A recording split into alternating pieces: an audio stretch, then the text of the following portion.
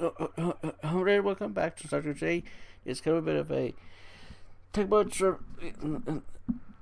we're talking about like the sort of the end of year the sales on on games like there's many of the I mean there's many of the the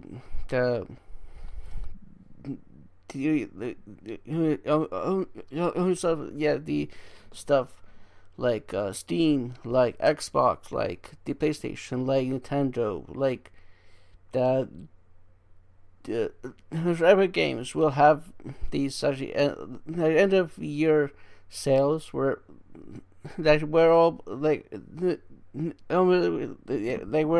where a whole bunch of games past and current are for like half price off, 20% off, last 90% off, the D99% off type of deals,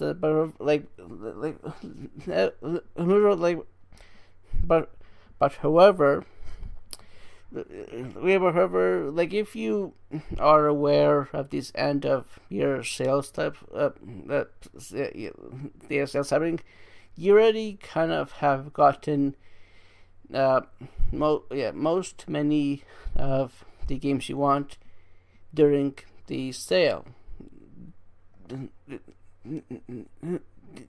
Maybe it like be it end of year, be it through the publisher of the game, be it through some other type of sale or something other that happened during the year, or there's some kind of a promo that happened and where so the game you want to get is reduced to by X dollars, those things. So like you went to that event or that other type of sale during the year or other, and you got the game for cheap to nothing. So like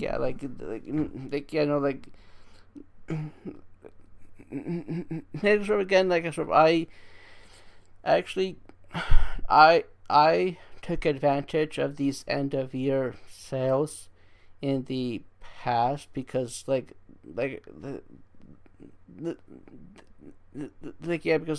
like back then there was a whole bunch of games and stuff that I wanted to get and or play, and so I didn't have the cash during the year, so I kind of waited until these mega big sales event that happened at the end of the year through Steam or Epic Games or sort of consoles, and then I would look and see which games were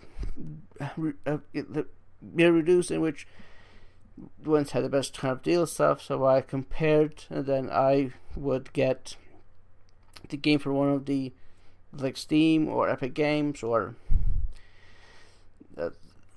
a console. But however,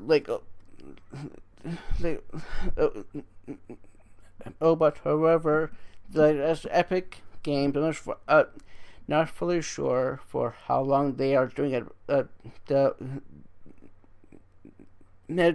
the last few years, at the end of the year, for like the 10 to 20 days of the month of December, they would be I'm sure like at 10 a.m. On day one, they would have this actually that sort of this like random mystery game for free. And then so the next day at 10 a.m. the game would change from Mystery Game 1 to Mystery Game 2. And then for the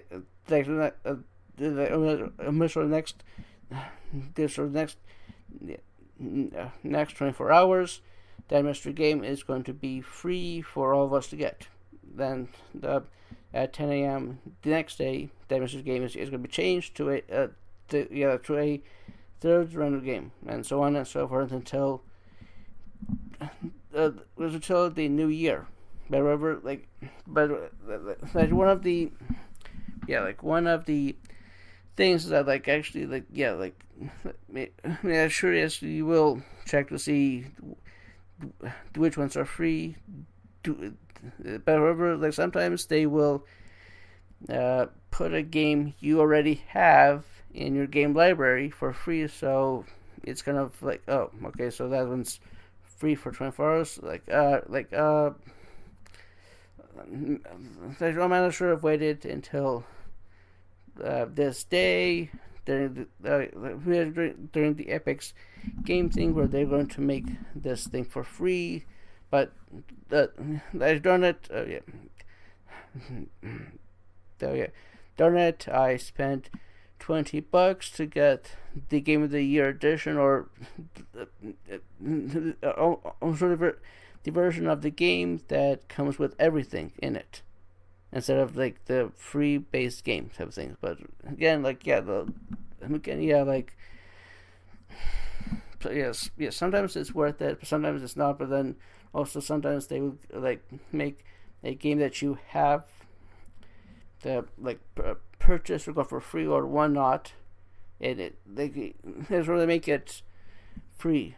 Like I mean, it's kind of neat and cool to see like which things are free, which aren't, which things have a deal, which ones aren't on deal, so on and so on. So yeah, I mean, like actually now at this point in my life, like so there aren't that many games that I want to like buy, like new or semi-new, or they really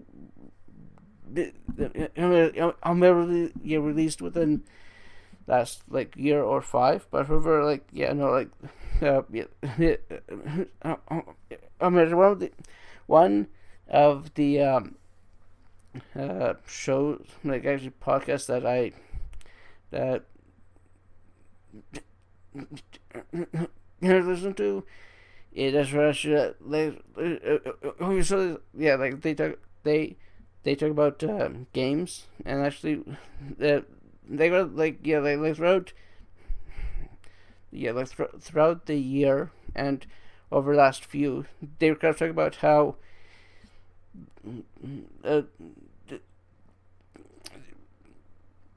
the people, the companies that make the games, they are spending the in the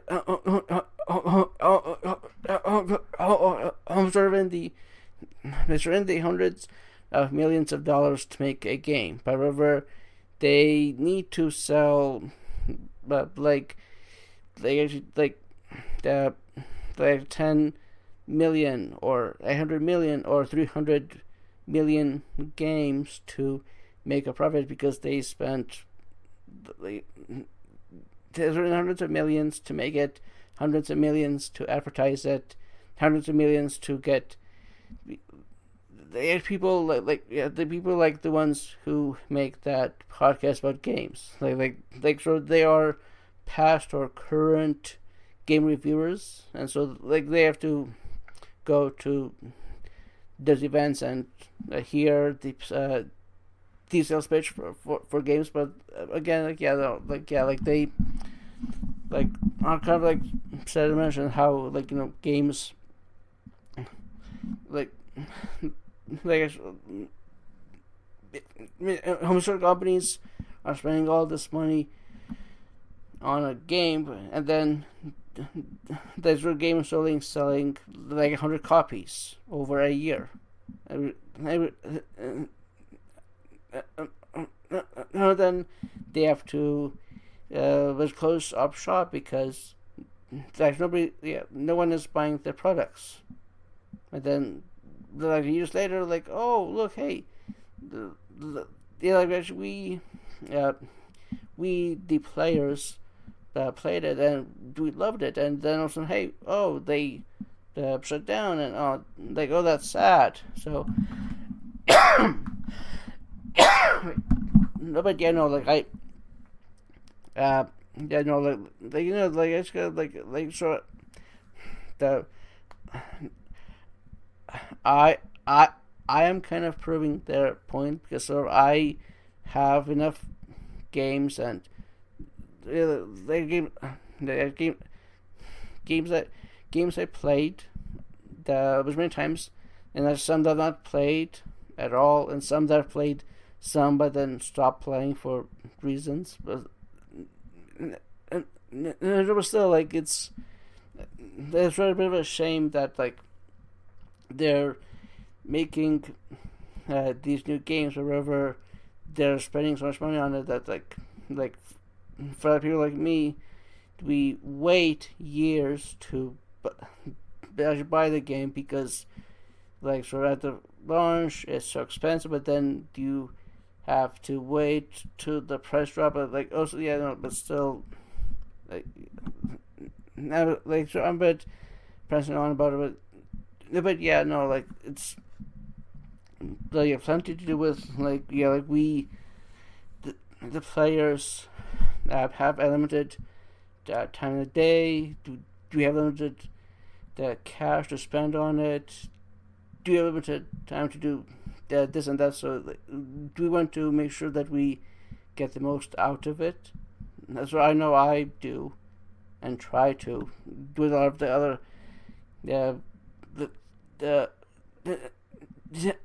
much games and stuff. So yeah, maybe get their own thoughts and feelings and such about the